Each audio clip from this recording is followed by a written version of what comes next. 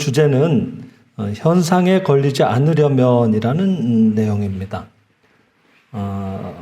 우리가 앞에 실상이라는 액자도 걸려 있습니다만은 생명 실상에 보면은 항상 생명의 실상을 봐야 된다, 인간의 실상을 봐야 된다는 얘기를 합니다. 실상이라고 하는 거는 광명사상식으로 번역을 한다면은 참 모습 이렇게 보시면 될 것 같고요. 그 다음에 이 실상에 반해서 지금 얘기를 하는 현상이라고 하는 것은 모습으로 나타난 것, 겉으로 드러난 모습, 뭐 이렇게도 얘기를 합니다.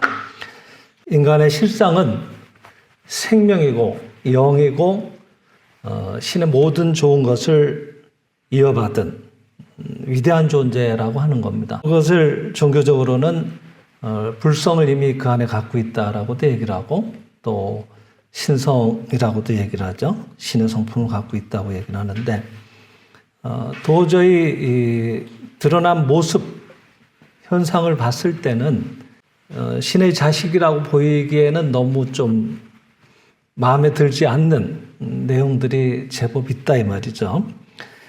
그래서 저 실상이라고 하는 것은 영적인 세계를 얘기하는 거고 근원의 세계를 얘기하는 거고 실제하는 것, 변하지 않는 것, 항상 거기에 있는 것 이런 것들이죠. 우리가 지금 이 공간에서 이런 얘기를 나누고 있어도 불과 100년 안쪽에 이 자리에 계실 분은 한 분도 안 계실 거예요. 그죠? 예. 다 또 연결하는 새로운 차원으로 가서 거기에 공부를 이어가셔야 된단 말이죠. 그래서 이 현상을 놓고 보면은 눈에 보이니까 거기에 마음이 끄달리기는 쉽지만은 사실은 항상 실제하는 것에 우리들이 마음의 가치를 두고 거기에 마음의 중심을 세우고 공부를 해가야 되는데 그 점이 쉽지 않습니다. 삼면이 바다로 둘러싸이지 않았습니까? 대한민국은 조금만 나간 바다가 있습니다. 오늘같이 잠잠한 날에는 뭔가 이렇게 파도가 그렇게 거칠게 일지는 않겠지만은 바람이 부는 날은 잠시 잠깐도 가만히 있지 않고 파도가 일고 있습니다. 예. 분명히 파도가 일고 있다고 우리는 얘기를 합니다. 예. 파도가 친다고도 얘기를 하죠. 예. 하지만 파도에 실체가 있느냐 하면 가서 붙들려고 하면은 붙들 길이 없습니다. 잠시도 가만히 있질 않으니까. 붙드는 순간에 그 파도의 문양은 또 없어집니다. 새로운 파도가 와서 자기 붙들려는 그 손을 덮치겠죠. 예. 그와 같이 항상 이렇게 그 안에 있는 위대한 내용은 뭔가 자기를 표현하기 위해서 드러나는데 그 일렁이는 파도와 같은 것이 현상이라고 하는 거예요. 그러니까 드러난다고 하는 건 우리들의 마음이 움직인다는 얘기고 그것이 하나의 사념이 돼서 생각한 것은 반드시 어떤 형체를 모아오기 때문에 그래서 잠시 잠깐 그렇게 모양을 띠지만은 그 현상이라고 하는 건 있는 것처럼 보이지만은 반드시 사라지게 돼 있는 것이고 실체가 있는 것이 아니라 그 안에 있는 바탕에는 우리들의 마음이 있을 뿐이다 하는 얘기를 쭉 해왔습니다. 또 이제 이 실상 현상에 대해서 우리가 알기 좋게 비유를 들어주셨던 사례 중에 하나가 컵 속에 담긴 젓가락이라고 할까요? 빛의 굴절 현상 때문에 투명한 컵 속에다가 젓가락을 이렇게 꽂아두면은 분명히 옆에서 바라보면은 꺾여 있는 듯이 보인다 이 말이죠. 예. 꺾여 있는 채로 보이는 것은 여실히 우리 눈에는 보이지만은 그렇게 보이는 것을 방금 말씀드린 현상이라고 한다면 그렇게 있는 것처럼 보이지만은 뽑아서 보면은 젓가락은 항상 일정하게 굽어 있지 않고 곱게 자기 모습을 유지하고 있거든요. 그러니까 이제 우리가 일어나오는 이런 여러 가지 일들 속에서 그 안에 있는 생명의 참모습을 본다는 것, 실상을 본다고 하는 것은 마치 저와 같이 꺾여져 있는 채로 완전한 젓가락의 모습을 믿어 의심치 않는 그와 같은 것이다라고 또 봐도 좋을 것 같아요. 23권 생민실상 23권이 그 상락편이면서 또 경전편 또 종교문답편 이렇게 세 가지 편이 같이 실린 편인데 그중에 경전편 2중에 천사의 말씀 해설편이 실려 있습니다. 여기에 보면은 우리의 염이 생각이 떠나게 되면은 육체는 우리가 흔히 말하는 돌아가셨다라고 할 만큼 분해가 돼서 다시 지상의 요소로 되돌아간다 이렇게 얘기를 하고 있는데, 그러면은 육체를 떠난 그 생각은 어떻게 계속 이어지는가 하면은 그 염의 타력, 그러니까 타력이라고 하는 건 버릇이나 습관이 갖는 힘이라고 했습니다. 계속 그쪽으로 나아가려고 하는 거죠. 그래서 염의 타력에 의해서 역시 하나의 개성을 지속시켜서 유괴라는 곳에서 생활을 계속한다 그랬습니다.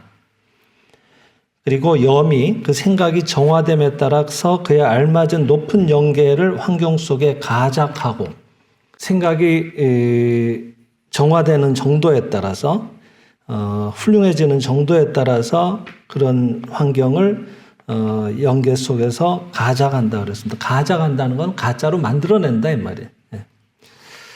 그리고 거기에서 이른바 천인으로서 환희, 유락, 기쁨과 즐거움이 가득한 생활을 보내는데, 염이 생각이 정화되지 못한 자는 그에 알맞은 지옥이라든가 연옥과 같은 환경을 염의 힘으로 가작해서 역시 똑같이 지옥도 자기 마음으로 만들어낸다 이 말이죠. 그래서 그 환경 속에서 괴로워하게 되는 것입니다. 그런데 천국에 가기도 하고 지옥에 가기도 하는 나는 나 아자를 썼는데, 그 나라고 하는 나는 실상의 나가 아니라 현상의 나, 가상의 나입니다 라고 얘기를 하고 계세요. 우리가 실상 현상 공부를 먼저 하지 않으면은 이 현상에 걸리지 않으려고 해도 그 구별이 안 돼 있으니까, 이 육체가 나라고 착각을 하면은 반드시 누구나 현상에 빠지게 되거든요. 일어나오는 일이 저와 같이 그렇게 보일 뿐이지, 그 꺾인 젓가락 모습을 한 채로 또 그 안에 멀쩡한 젓가락이 있다라고 하는 믿음을 우리가 잃게 되는 순간에 또 저렇게 잘못됐구나 하고 현상에 끄달리게 된다 이 말이죠. 그래서 먼저 이 실상 현상에 대한 구분으로서 먼저 나에 대한 이해가 있어야 될 텐데, 거기에 이 생명실상에서는 천국에 가기도 하고 지옥에 가기도 하는 나는 진짜의 나가 아니라 현상의 가상의 나다 이런 얘기도 하고 계십니다. 이 육체에 깃들고 또 이 육체를 떠나서는 영계에서 생활을 계속하는 그 영혼은 가상의 염의 파동으로 구성된 나라고 했습니다. 그러니까 이 육체에 깃들어 있는 나, 또 육체를 떠나서는 영계에서 또 생활을 하잖아요. 그것도 그 영혼도 결국은 염의 파동으로 구성된 나라고 하는 겁니다. 영혼도 또한 염의 힘에 의해서 지속하고 있는 가짜의 모습으로서 진짜의 나와는 다른 것입니다. 그럼 도대체 뭐가 뭔지 알 수가 없어요. 그죠? 내가 여기 있는데 이게 내가 아니라 그러고, 우리는 또 육체를 떠나면 영계로 간다고 알고 있는데, 그 영계에 가서 생활하고 있는 그 나도 진짜의 나는 아니라고 하는 것이니까, 그럼 도대체 나는 어디 있냐 하는 게 되는데, 그래서 불교에서는 그것을 무아라고 얘기를 한다고 하는 겁니다. 근데 영혼을 가짜의 나, 가아 또는 가유, 있을 유자를 써서 유라는 얘기를 많이 쓰잖아요, 불교에서는. 그래서 가유라고 하죠. 가짜로 나타나 있는 것. 그래서 영혼을 가아 또는 가유로서 인정하지만 그런 불완전한 모습은 본래 없는 것입니다. 이미 구원받고 이미 무한한 사랑, 무한한 지혜, 무한한 생명을 갖추고 있는 것이 실상의 나입니다. 이 육체나 영계에서 괴로움을 겪으면서 정화되어 가는 영혼은 염의 유전, 업의 계속, 업의 윤회입니다. 염이 유전하고 있는 거예요. 그래서 그게 모이고 쌓이면 업이 되거든요. 그래서 업이 계속 지속되고 있는 거고, 결국은 그 업력에 의해서 그냥 막 도는 거예요. 그게 이 윤회라고 하는 거죠. 업의 윤회라고 하는 겁니다. 그래서 업이 회오리 바람이 맴돌듯이 반복해서 나타나는 것이 염의 유전이고 업의 윤회이며, 그 업 또는 염은 현재에도 축적되고 지금도 내가 뭘 생각을 일으키잖아요. 계속 또 뭔가를 생각을 일으켜서 그것을 쌓아나가고 있는 거예요. 그리고 영계에 가서도 그것은 축적된다 그랬습니다. 여기 재밌는 표현을 쓰셨는데 업이 회오리 바람이 맴돌듯이 반복해서 나타나는 것이 바로 염의 유전이고 업의 윤회라고 하셨는데, 어제도 바람이 좀 많이 불던데 봄날에는 왜 바람이 좀 많이 불지 않습니까? 갑작스럽게. 특히 요즘은 이런 아파트 단지를 봐도 고층을 많이 지으니까 그러면 동과 동 사이라든지 아니면 현관 입구라든지 이렇게 바람이 빠져나가는 곳에는 굉장히 바람이 더 이 평지보다는 세게 불거든요. 바람이 세게 불다 보면은 회오리 바람이, 돌개 바람이라고 하죠. 일기도 해요. 그럼 회오리 바람이 일으면 어떻게 되겠습니까? 그 주변에 있는 온갖 먼지나 뭐 이렇게 돌아다니는 쓰레기나 이런 것들 다 자기가 끌어들이지 않겠어요. 그래서 이렇게 하늘로 치솟는 모습을 볼 수도 우리가 있습니다. 마치 우리 염이 그런 거예요. 우리가 생각을 일으키잖아요. 주변에 자꾸 불러 모으는 거예요. 죽겠다는 사람이 있어요. 맨날 말만 하면 죽겠다는 사람이 있어요. 그 사람 지금 상황에 대해서 얘기하면 좋은 얘기는 별로 안 나와. 이래서 죽겠고 저래서 죽겠고, 죽겠다는 얘기만 1시간, 2시간을 하라 그래도 얼마든지 할 수가 있어요. 결국은 그게 요동치고 있는. 그래서 그런 괴로운 일들을 스스로 계속 열심히 불러 모으고 있는 거죠. 그렇게 우리가 시각화해서 생각하면 좀 더 이해가 잘 되는 것 같아요. 이런 영적인 얘기들은. 그래서 결국은 우리가 앞선 시간에도 공부했지만 결국은 생각이 전부인데, 우리들 마음이 전부인데, 근데 진짜의 나는 사실은 그런 내가 아니고 이미 온전한 나라고 하는 것이 항상 전제돼야 되죠. 실상의 나는. 그래서 우리가 공부를 하고 또 상대를 바라보는 시각도 항상 실상의 그 실상 세계에 있어서 그는 이미 완전하다. 실상에 있어서 이미 나는 완전하다. 그 완전함이 지금 드러나오려고 하는 것이다 라는 것을 항상 대전제로 삼지 않으면은 뭔가 많이 한참 부족한 내가 지금부터 열심히 공부를 해서 그 세계에 이르는 착각을 하기가 쉽거든요. 그래서 아직 나는 멀었다라고 얘기를 하는 거예요. 근데 그게 아니라 스스로 눈을 감고 있는, 착각하고 있는 정도가 좀 심하다. 이제 나는 조금 깨어나고 있는 정도다. 이런 정도로 받아들이는 게 오히려 더 정확한 표현이 아니겠나 생각이 들어요. 수행하면서 염이, 생각이 점차 정화되어 가서 그 염의 상태에 따라서 그 염에 어울리는 환경이 자신의 주위에 전개됩니다. 이것을 유마경에서는 보살의 마음이 깨끗하면은 그 땅 또한 깨끗하다라고 얘기를 하고 계시다고 합니다. 이 환경도 육체의 상태도 모두 우리 마음의 투영으로서 자신의 마음이 정화되면 객관계에 비추어지는 모습도 또한 깨끗한 모습으로 바뀌게 됩니다. 그러니까 우리는 드러난 모습, 그림자의 세계를 좋게 하려고 해도 좋게 할 방법이 없는 거예요. 그렇다라고 보고 있는 자기의 착각의 정도가 자꾸 옅어져야 돼. 진짜의 안에 있는, 내 안에 있는 내 생명의, 항상 지난 시간에 공부를 했죠. 생명의 중심점이라는 게 바로 우리들 마음이라고 그랬는데 그 마음이 움직여서 뭔가를 자꾸 일으키잖아요. 그러면 거기에 어울리는 모습이 주위에 나타나온다 그랬거든요. 예. 그것이 나중에 계속 그 방향으로 지속하면 마치 여기에서 말씀하신 예처럼 회오리 바람처럼 자꾸 그 방향의 것들을 불러 모으는 거예요. 자기 주변에. 예. 자신의 마음 하나로 극락이 지옥으로도 되고 지옥이 극락으로도 되는 것입니다. 이때 가상의 나와 그러니까 막 요동치고 있는 그 유전하려고 하는 그 계속 그쪽 방향으로 나아가려고 하는 습관의 마음의 나와 그 실상의 나를 혼동하지 않도록 분명하게 자각해야 합니다. 자신의 염이 얼마나 정화되어 있는가 하는 것은 요컨대 실상을 얼마나 깨닫고 있는가 하는 것으로 결정된다 그랬습니다.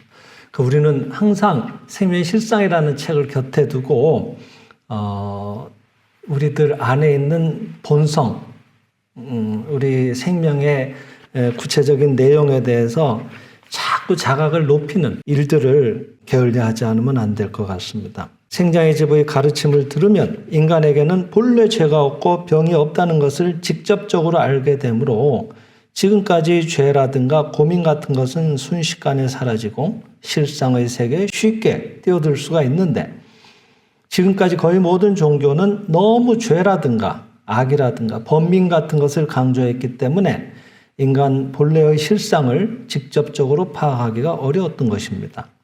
마음에 악을 생각하면 악이 생기고 마음에 죄를 생각하면 죄가 생긴다는 식이어서는 아무리 시간이 지나도 좀처럼 마음이 정화되지 않기 때문에 마음의 현현, 마음이 드러난 거예요. 구체적으로.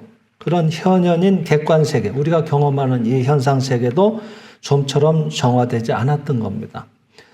그러니까 이 생리실상 철학의 이 특징이라고 할까, 다른 점은 기존의 가르침은 뭔가 방편으로서 그래서 이렇게 하면 안 된다, 너희는 이런 존재다, 그러니까 이렇게 해야 된다라고 해서 계도하려는 측면이 강했다고 한다면은, 근데 생리실상은 그에 비해서는 오히려 반대로 인간은 본래 신의 자식이고 본래 죄 지은 일 없다라고 하는 겁니다. 그것을 드러내는 데 초점을 맞추고 있거든요. 인간의 본래 훌륭한 실상을 말이죠. 그래서 이 업력이라고 앞에도 얘기를 했는데, 그 업이 완전히 파괴되고 타파되어야지만 그 현현인 객관세계도 정화되는 거예요.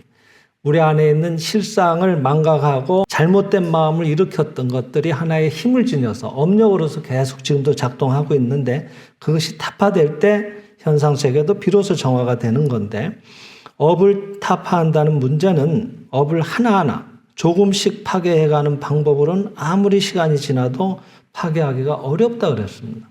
우리가 이번 생만 해도 다 적지 않은 세월을 살아오시면서 그간에 쌓아왔던 생각들의 분량을 치면 어마어마한 분량이 될 텐데, 앞선 생들에까지 포함해서 쌓아왔던 그런 업력이라고 할까, 자기 마음의 경량을 놓고 보면은 그걸 하나하나 들여다보면서 정화한다는 것은 실질적으로는 어려운 일이겠다는 것도 공감이 되실 겁니다. 그래서 이 선생은 이 책에서 이렇게 얘기를 하고 계세요. 한 걸음 한 걸음 올라가서는 아무리 해도 그 무한한 산을 오를 수가 없다 그랬습니다. 뭐 에베레스트 정도 되면은 한 달이면은 올라가겠죠. 전문가면은. 예. 날씨가 좋을 땐 더 빨리 올라갈 수도 있을 거고. 하지만 무한한 산, 무한대의 산이라 이 말이에요.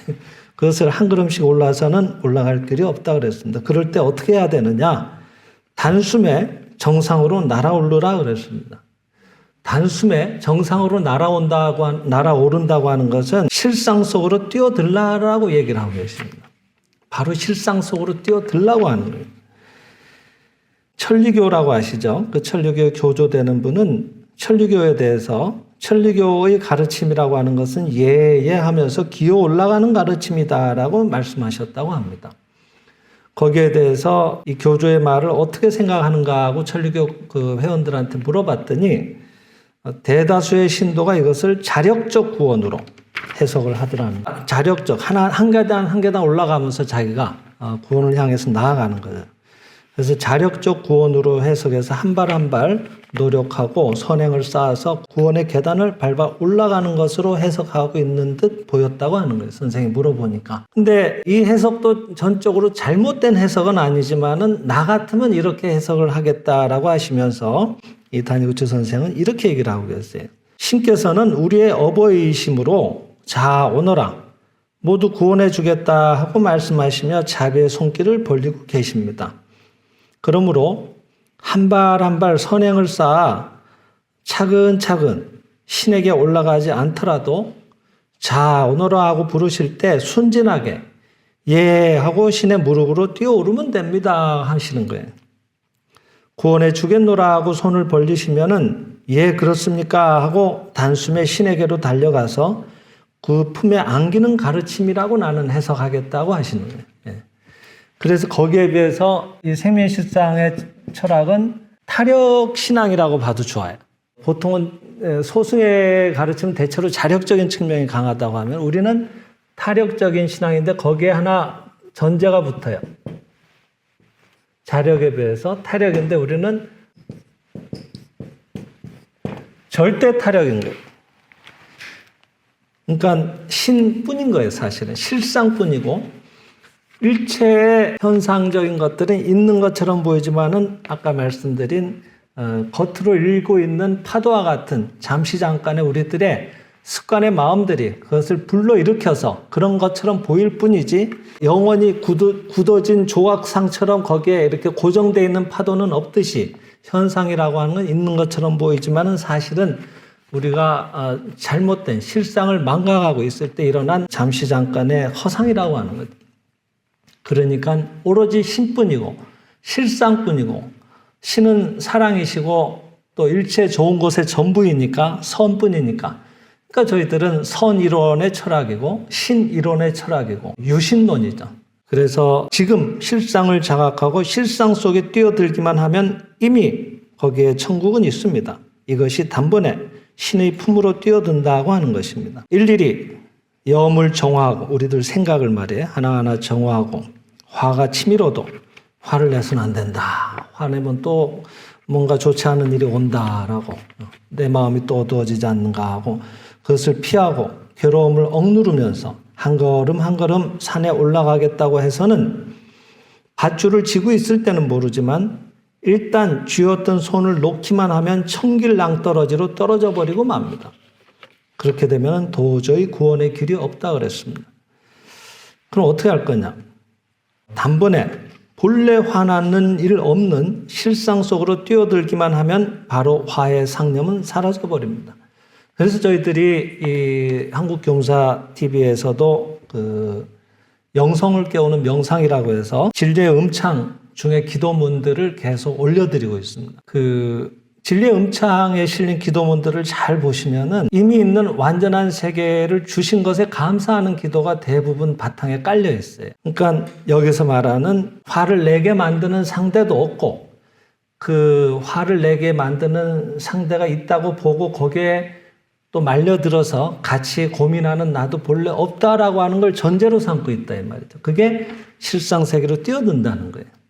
신이란 분은 어떤 인격적인 분으로서 저기 앉아 계시고 내가 뛰어가서 그 품에 안길 수 있는 그런 분이 아니니까.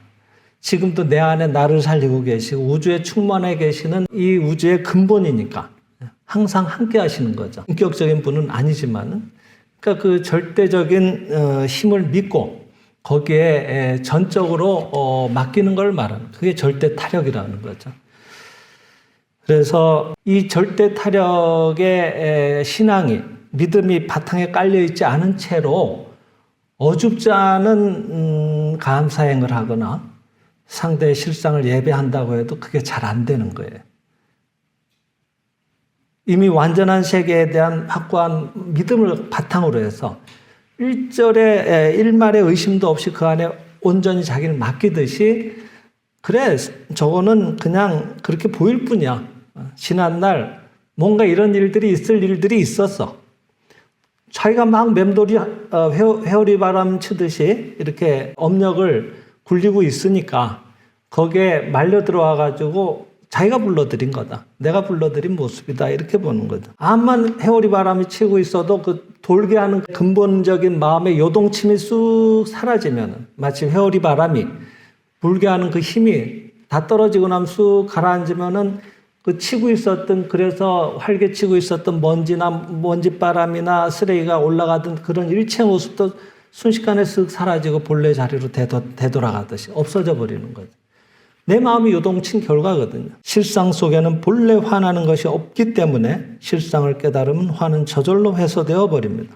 그러니까 없는 화를 없애려고 노력할 게 아니라 진짜의 조화로운 모습 자체를 먼저 그리는 거예요. 항상. 이렇게 해서 염이 정화되면 필연적으로 염의 현현인 우리들 마음이 구체적으로 형체를 띄어서 나타난 이 객관세계도 정화되어 간다 그랬습니다. 뒤에 어떤 사례를 하나 싣고 계시는데 예전에 그 불가에 내려오는 얘기인가 봐요.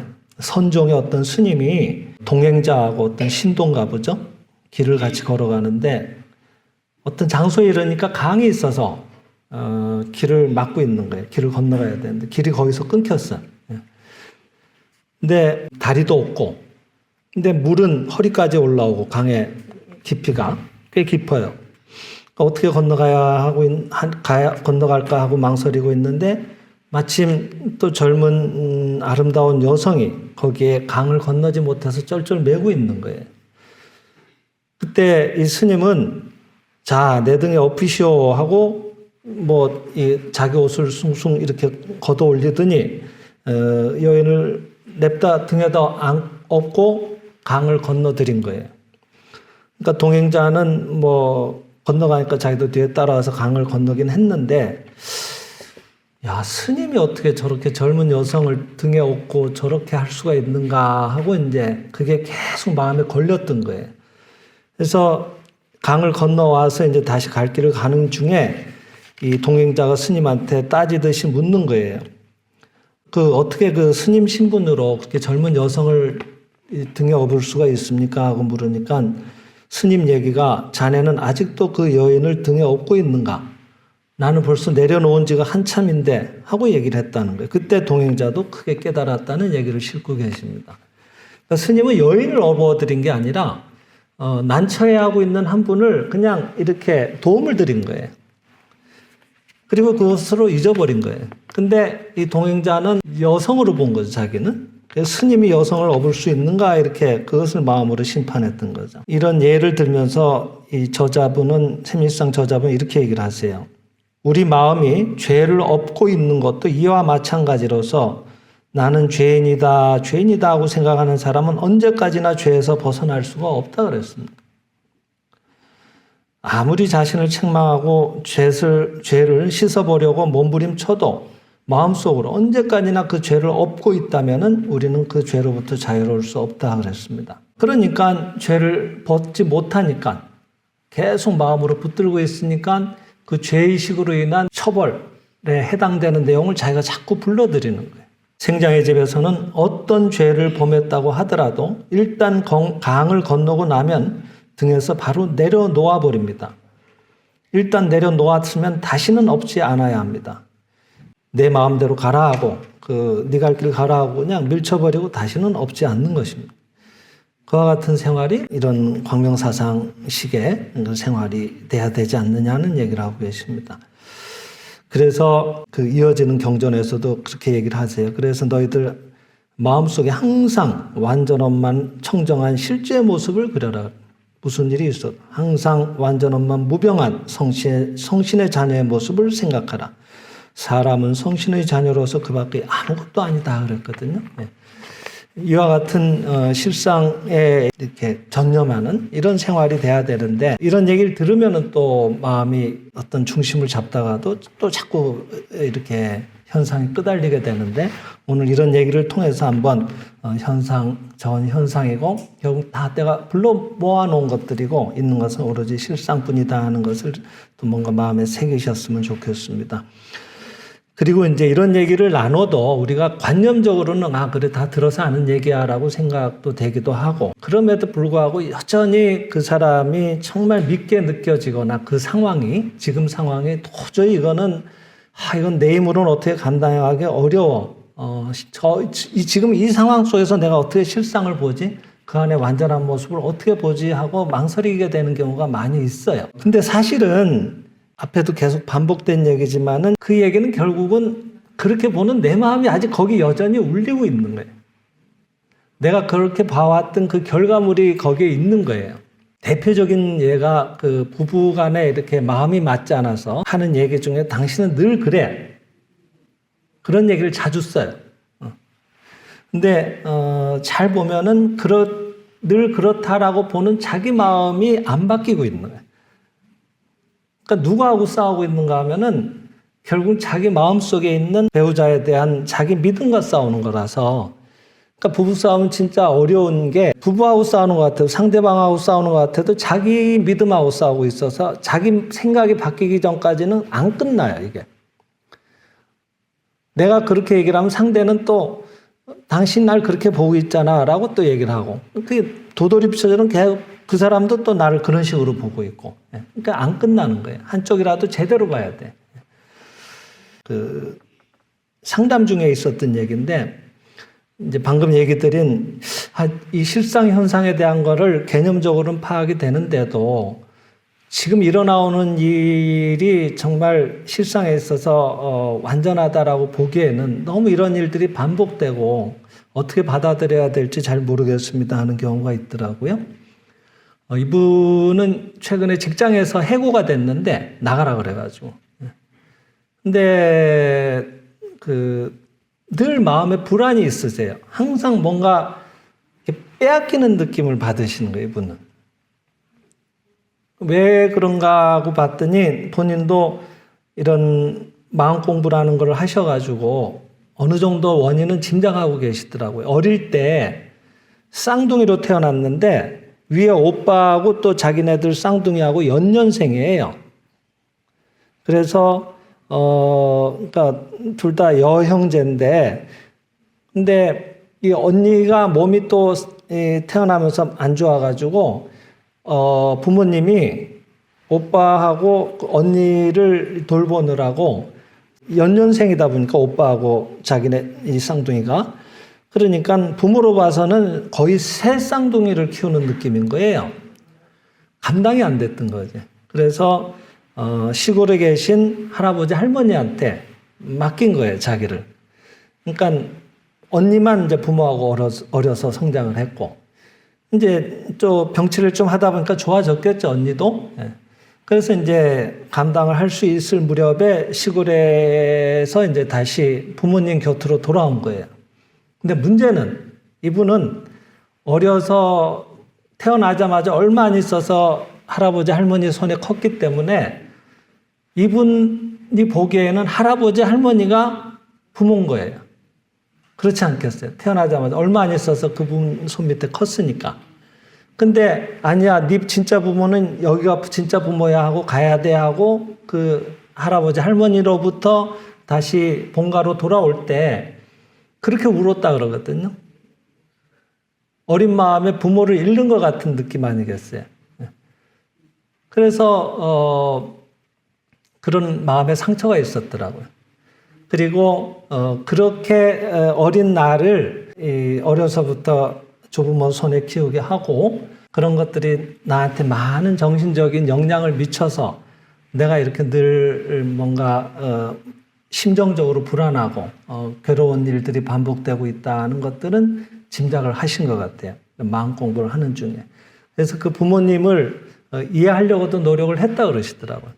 상황이 그러니까 맡길 수밖에 없지 않았을까. 근데 이분이 자꾸 빼앗긴다는 느낌을 반복해서 받게 되는 것 중에 하나는 또 얼마 전에 남편이 병으로 이렇게 좀 입원을 하거나 이런 일이 있었는데 뭐 좀 그렇게 해서 치료하면 좋아지면 또 다행인데 너무 그때 두려움이 엄습하면서 쇼크를 받아가지고 뭐 또 이렇게 간병을 하러 준비를 해서 또 집을 나서다 말고 공황장애가 와서 그게 나중에 이제 공황장애인 줄 알았다 그러시더라고. 예를 들기를 심장이 바깥으로 튀어나오는 것 같다 그러더라고, 느낌이. 죽을 것 같더래요. 그래서 막 이렇게 가슴을 손으로 치다가 그냥 자기도 기절을 했대요. 근데 저는 그 얘기를 들으면서 이런 생각을 했어요. 어려서 할아버지 할머니 손에 컸잖아요. 근데 아니야, 여기가 진짜 부모야 하고 다시 또 어느 정도 성장해서 부모 곁으로 돌아왔잖아요. 그때 자신은 할아버지 할머니가 부모인 줄 알고 컸단 말이에요, 어려서는. 그때 그렇게 울었다고 하는 거는 떨어지기가 싫었다는 거고 부모를 빼앗기는 느낌을 받았던 거예요, 이분은. 소중한 사람을 빼앗기는 거예요. 그러니까 이 남편이 심정 잠재적으로 그런 것들이 늘 마음에 있는데 불안한 것들이 소중한 것들을 빼앗기는. 근데 남편이 아프니까 또 혹시 잘못될까 봐 그러면 남편마저도 내 곁을 떠나게 되면 나는 어떻게 하나 하고 나는 혼자 남는 거 아닌가 하는 불안이 엄습했던 거예요. 스스로 공포심에 휩싸였던 거죠. 그게 극도로 이렇게 공포심이 치닫게 되자 공황장애 같은 게 왔던 거죠. 그러니까 이분은 이 세상은 항상 뭔가 빼앗기는 일의 반복이다. 항상 뭔가 내 뜻하고는 달리 빼앗기게 된다 하는 마음이 자기도 모르게 많이 마음속에서 계속 반복되고 있었던 거죠. 불안함이 있었던 거죠. 그러니까 어디 가든지 그런 일들이 반복된다고 몇 가지 사례밖에 안 들어주셔서 저도 세세한 건 다 모르지만은 첫 마디를 꺼내시면서 벌써 울컥하시면서 말씀을 잘 이어나가셨다는 건 안에 많이 사무친 게 있는 거예요. 그러니까 차라리 내가 아팠어서 부모의 케어를 받았으면 하는 심정까지도 뭔가 전달이 되더라고요. 언니한테 부모를 빼앗겼잖아. 또 이쪽으로 가서 이쪽에 할아버지 할머니가 부모인 줄 알았는데 또 거기서 또 이쪽으로 오면서 또 그 사랑하는 할아버지 할머니를 빼앗겼다고. 근데 나중에 다 듣고 나니까 어려서 힘들어서 그쪽에서 키워주셨단다고 알게 된 거예요. 그래서 나중에 커서 이제 그쪽에 가게 됐는데 한번 놀러 가잖아요. 외갓집이든 가면은 할머니가 아이고 내 새끼 하고 이렇게 안아서 이제 끌어안고 자려고 하신다 이 말이에요. 새끼 같은 자식 같은 느낌이 있지 않으시겠어요? 어려서 키웠으니까. 근데 이제는 크고 나니까 그게 싫은 거예요. 시골은 이 도시 생활보다는 아무래도 위생적으로나 이렇게 깨끗하기가 어렵잖아요. 농사도 짓고 하면. 여러 가지 시설도 설비가 열악하다 보니까 그런 것들이 불편하게 느껴지고 냄새가 난다. 또 연로하시면 몸에서 냄새가 날 수도 있죠. 그렇게 막 거부를 했대요. 자기가. 그러니까 그게 또 할아버지 할머니 서운하신 거예요. 근데 이런저런 걸 잘 보시면은 이분은 자기를 중심으로 놓고 보니까 다 빼앗겼다는 생각이 있지만은 조금 큰 틀에서 보면은 나라도 이쪽에 가 있어서 아버지 어머니가 힘을 도울 수 있어서 참 다행이었네. 그리고 키워주셨으니까 할아버지 할머니도 참 고마운 분들이었네. 나한테는 낳아주신 부모도 있지만 길러주신 양부모에 해당되는 그런 할아버지 할머니도 계시네. 난 참 복이 많은 사람이네 라고 볼 수도 있는 거예요 사실은. 근데 생각이 나를 중심으로 갖다 놓고 보니까 나한테서 가져간다는, 안 뺏기려는 마음이 작동을 하지. 큰 시각에서 보면은 다 좋았던 일인 거예요. 그렇게라도 해서 이렇게 일이 진행됐던 게 다행인 거죠. 그렇게 볼 수 있는 거죠. 그래서 거꾸로 그런 얘기를 드려봤어요. 본인은 할아버지 할머니를 안 떨어지려고 뺏긴다는 마음을 부모라고 착각을 했었으니까 뺏긴다는 생각을 가져서 그렇게 울었다고 하는데, 어려서 기억이 없어서 나중에 들어서 아는 얘기라고는 하지만은 그런 것도 나는 상처였고 또 어린 마음이지만은 생부모를 떨어지는 것도 몰랐을 리가 없잖아요. 잠재적으로는. 그런 것도 다 상처였다. 이렇게 얘기를 하시지만은 반대로 키워서 다시 되돌려줄 때 그 할아버지 할머니는 그 마음이 얼마나 짠하셨겠어요. 내 자식 같은 느낌이 실제로 있는데. 그리고 내리사랑이라고 나이가 들수록 더 손주들이 귀엽거든요. 근데 그것을 다시 제자리로 가야 되니까 부모한테 돌릴 때 마음이 아프거든 사실은. 기쁘기도 하지만은.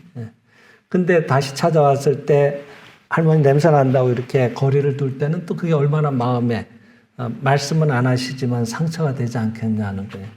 그런 것들이 결국은 이분의 마음의 이 어떤 착각의 마음 속에서 자기가 그냥 나는 괴로운 환경이었고 힘든 추억이 많았던 사람이야. 그러니까 어디 가든지 자꾸 내 거로부터 가져가려는 일들이 반복돼. 이런 느낌만 스스로 그냥 망상이자 말하자면. 그렇게만 생각하는 게 정답으로 정해진 일은 아니거든. 생각의 자유는 있으니까 어떻게 생각을 하든 그건 그 사람의 자유지만은 생각을 일으킨 내용만큼은 실제로 불러 모은다는 거는 자기가 책임을 져야 되거든.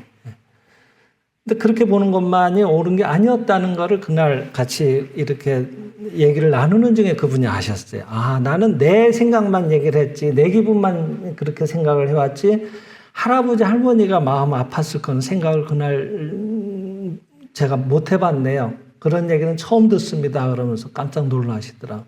마음이 넓어진 거죠. 전체를 보면은 꼭 그렇게만 생각할 일은 아니거든요. 그래서 오해가 풀리는 거예요.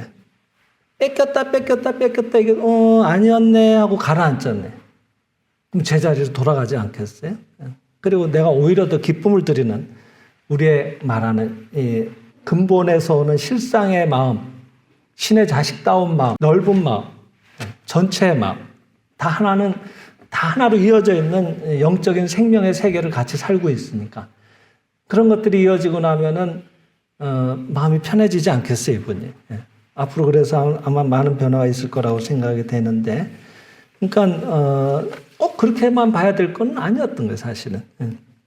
그래서 우리가 이 실상 현상에 대해서도 다 아는 것 같고, 그냥 뭐 사전적으로 단어에 대한 해석 정도로만 생각할 일이 아니라 조금 깊이 들어가서 항상 이게 항상 근본이다라고 생각을 하고, 수행을 할 때도 그런 느낌이 묻어나는 수행이 되도록 자주 당부를 드립니다마는, 그러니까 수행을 할 때 가장 문제가 이런 거예요. 현상에 그가 있고 그걸 보고 있는 휘둘리는 나도 여기 있고 그러면서 수행을 하는 거예요. 그러니까 부족한 내가 부족한 상대를 보고 감사합니다 하면서 좋아지길 바라는 거지. 그럴 때 결과물이 잘 없어요. 수행할수록 모순감만 자꾸 커져. 이렇게 한다고 뭐가 좋아질까 이런 생각이 자꾸 들기도 하고 그리고 뭐 어떤 때는 약이 오르거든. 그 사람 때문에 내가 당한 게 얼마인데 왜 나만 이런 데 와서 감사하다고 얘기를 해야 돼. 지가 와서 해도 내가 지금 용서해 줄까 말까 뭐 이런 마음이 아직 남아있다고 하는 거는 현상 대 현상에 부딪혀서 아직은 수행하고 있는 느낌이 강하다 이 말이죠. 어떤 진짜 처음 오신 분들 상담하다 보면은 감사합니다 해보세요 그러면은 나는 마음에 없는 말은 못합니다 이러면서 막 딱 이렇게 정색을 하고 못하겠다고 얘기하시는 분도 계시거든요. 그 얘기는 뭔가 하면은 진짜 현상의 상대가 나쁜 상대가 거기 있고 그걸 나쁘다고 보고 있는 이 현상에 나도 여기 실제로 있고 그러니까 나는 못하겠다 이 말이거든. 그거는 못하는 게 맞죠. 그렇게 수행을 한다고 될 리도 없지만 하지만 그런 채로라도 하면은 말은 힘을 지니고 있기 때문에 그러니까 마중물과 같은 역할을 해서 진실한 말들이 그게 함축된 게 우리는 감사라고 보니까 그걸 하는 중에 우리 안에 있었던 잠자고 있었던 이 실상의 진짜의 나의 마음을 자꾸 이렇게 깨워낸다고 할까요? 드러나오게 하는 효과를 갖고 오더라 이 말이에요. 그래서 항상 이 광명사상에서는 항상 얘기하는 말 중에 하나가 현상은 실상을 모르고 실상은 현상을 모른다는 얘기를 자주 합니다. 쉽게 얘기하면은 빛은 어둠을 모르고 어둠은 빛을 모른다는 얘기와 같은 얘기가 돼요. 빛과 어둠이 여러분 공존할 수 있습니까? 빛이 있는데 어둠이 왔어. 그러면 어둠이 여기 와가지고 자기 모습을 유지한 채로 빛 앞에 있을 수 있겠냐는 거예요. 그와 같은 거거든요. 현상이라고 하는 거는 있는 것처럼 보이지만은 실제하는 것들이 아니기 때문에 실상이 드러나오면은 현상은 분명히 있었던 것처럼 보이지만 사라지는 거예요. 그러니까 아무리 병원에서 뭐 사진상으로 여기 분명히 이 병의 모습이 있었는데 불과 여기 나와서 며칠, 한두 달 이렇게 감사행 연습하고 가시면은 다시 찍어보면은 흔적이 없어지거든요. 의사가 놀란단 말이에요. 도대체 이게 어디 갔냐고. 오진이었나 싶을 정도로 멀쩡히 있었던 게 사라져버리거든요. 그와 같은 이치죠. 우리 이 진례 음창을 할 때도 이미 그것이 그냥 듣기 좋은 말이니까 하는 연습이 아니다. 그것이 진실이다. 그것은 이미 이루어진 세계다. 이렇게 느낌을 담아서 진례 음창도 하시면은 훨씬 염이 정화되는 정도가 탄력을 받아서 빨리 실상이 거기 드러나오지 않겠냐는 겁니다. 여기에 끝으로 체험 하나를 소개해드리면서 시간을 마치겠습니다. 태양처럼 밝은 생각이라고 송암 선생님의 저서 중에 여러분 잘 아시는 좋은 사례가 있습니다. 지금 이런 시간에 딱 잘 맞는 것 같아요. 한번 들어보세요. 일본에서 있었던 실화입니다. 신앙의 극치라고 할 만한 좋은 사례입니다. 그 당시 나이 40이 되도록 장가도 못 가고 6푼이로 통하는 사람이 있었대요. 보통 우리가 8푼아 그러잖아요. 근데 8푼에서 2푼이 더 모자라니까 많이 모자라는 거지. 근데 힘이 무지하게 세가지고 성물 공장에서 돌을 운반하는 일을 했다고 하는 거예요. 근데 하루는 그 지역에 광명사상을 펴고 있는 선생이 야, 너 신앙 가져보지 않을래? 이런 공부 안 해볼래? 너 이거 공부하면은 색시가 온다? 이렇게 얘기를 한 거예요. 그러니까 그래도 6푼이라도 장가는 가고 싶지 않겠어요. 또 40이나 지난 노총각이니까. 그래서 어떻게 하면 되는 거냐고 진지하게 묻는 거예요. 이 선생은 이 6푼이한테도 이게 진리가 통할까 해가지고 이제 실험 삼아 처음 한번 해본 얘기라고 하는 거예요. 그러니까 이제 하도 진지하니까 그래 그럼 아침 5시마다 우리 집에 와. 그러면 내가 이걸 가르쳐 줄게. 5시마다 뭐 하는가 하면은 이 생장의 집에는 한 5만 명 가까운 전 세계에 이런 자원봉사 강사들이 있습니다. 그분들이 자기 사는 거주 지역에 특히 일본 같은 경우에는 2층 집에 그 전통 가옥이 보통 2층 집인데 2층에 이 다다미 방을 이렇게 조그만 강당처럼 만들어 가지고 앞에 실상액자를 걸어 놓고 아침마다 실상관을 하는 조조 실상관이라고 해요. 그런 행사를 하는 모임이 예전부터 쭉 내려오고 있습니다. 근데 하여튼 그 5시에 나갔는데 이 유푼이가 복잡한 건 잘 기억이 안 나니까 딱 3가지를 이제 자기는 알아들은 거예요. 첫째, 인간은 모두 신의 자식이다. 이건 이제 확실하게 알아들었어요. 2번째, 필요한 것은 신이 주신다. 3번째, 반복해서 말하고 있으면 원하는 것이 이루어진다. 간단한 거예요. 그래서 이제 이 3가지만을 믿고 계속 이제 나가서 수행을 했는데 그 집에 나간 지 한 20일 만에 이 유푼이가 막 싱글벙글거리면서 쫓아오는 거예요. 자기한테. 무슨 일이 있나 그랬더니 색시가 오게 됐다는 거예요. 말한 지, 수행한 지 색시가 온다 그랬는데 20일 만에 색시가 오게 됐다고 하는 거예요. 깜짝 놀랐죠, 선생도. 어떻게 됐느냐고 물어보니까 옆마을에 사는 대지주의 아주 갑부의 딸인데 조금 신체가 약간 문제가 있어요. 불구자예요. 근데 이쪽은 유푼이니까 이쪽은 약간 문제가 있고 그럼 잘 맞지 않느냐 하는 거예요. 그래가지고 이제 선이 들어와서 이 혼사가 진행되게 된 거예요. 아, 정말 기적 같은 일이구나 하고 이제 선생도 놀라면서 근데 결혼하려면 저 예단을 준비해야 되지 않겠냐 하고 이제 얘기를 한 겁니다. 그랬더니 장가 가려면 준비는 해야 될 거 아니에요.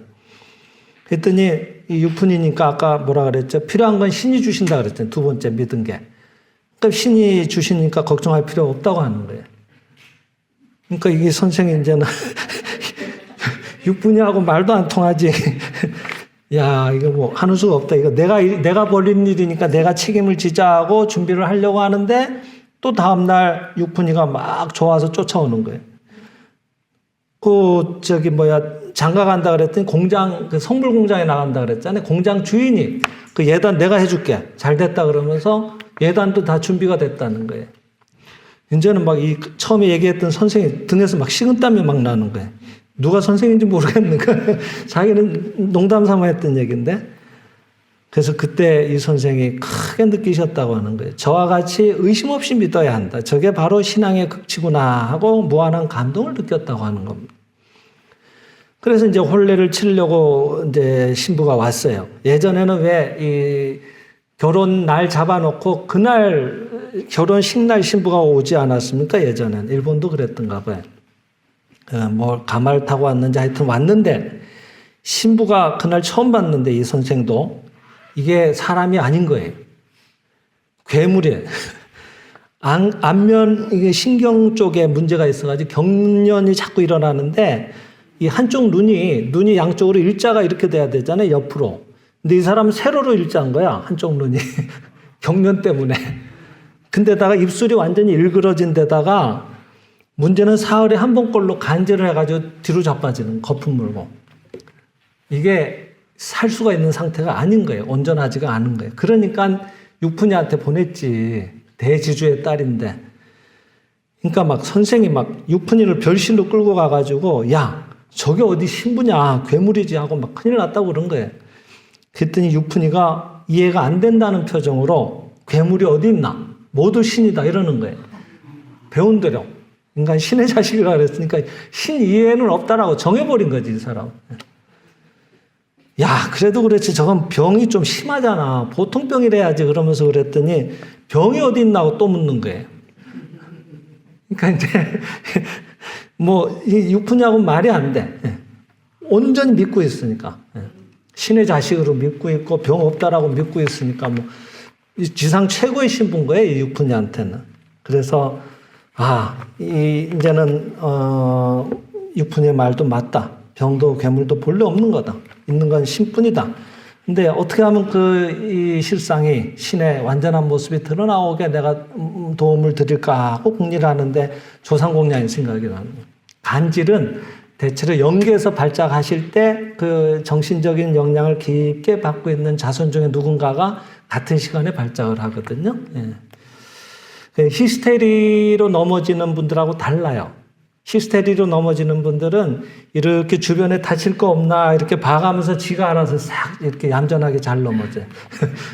근데 발작은 그런 게 없어요. 그냥 막 통나무처럼 넘어가기 때문에 옆에서 안 봐주면 큰일 납니다. 예전에 저희 직원이 한 분이 그런 분이 있어서 잘 압니다.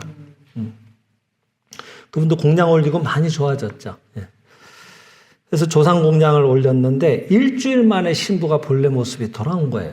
공양을 올린 뒤로. 근데 본래 모습이 돌아오고 나니까 이게 맨날 일자로 서 있으니까 보기도 섬찟해가지고 안 봤는데 제대로 딱 하니 제 모습 갖추고 나니까 그렇게 아름다운 거예요, 신부가. 그런데다 머리가 되게 총명해. 그러니까 이 신부는 자기한테 이 육푼이 남편은 지상 최고의 남편인 거예요. 그야말로 없는, 다시 없는 자기 생명의 은인이죠. 그러니까 그 총명한 부인이 남편을 가르쳐요. 그날로부터 이제 글을 가르치고 하나하나 지혜를 깨우쳐 드리는 거예요. 그래서 나중에 이 남편이 그 성물 공장을 물려받아요. 사장이 됐어요. 능력을 발휘해가지고. 그리고 그 지역의 의원이 됩니다. 실화예요, 여러분. 육푼이가 성물고장 사장이 되고 그 마을의 의원이 됐다고 하는 실화입니다. 그래서 이런 거야말로 진짜 실상일변도의 생활이 아니겠나 하는 그런 좋은 사례가 아니겠나 하는 생각이 들어서 소개를 드립니다. 여러분 모쪼록 옆에서 좀 어디 저 사람이 잘못됐나 하는 얘기가 들릴 정도로 자꾸 웃고 그냥 무턱대고 감사합니다 하고 그러고 있으면 좋은 일이 옵니다. 이런 우리가 들어서 아는 얘기지만 오늘 이런 강의를 듣고 난 다음에 이런 결심을 하는 건 또 다른 느낌이라고 생각을 합니다. 한번 또 한 주간 이런 마음으로 생활에 임해 보시면 또 좋은 체험을 하시지 않겠나 생각을 합니다. 이상으로 오늘 준비된 내용을 마치겠습니다. 감사합니다.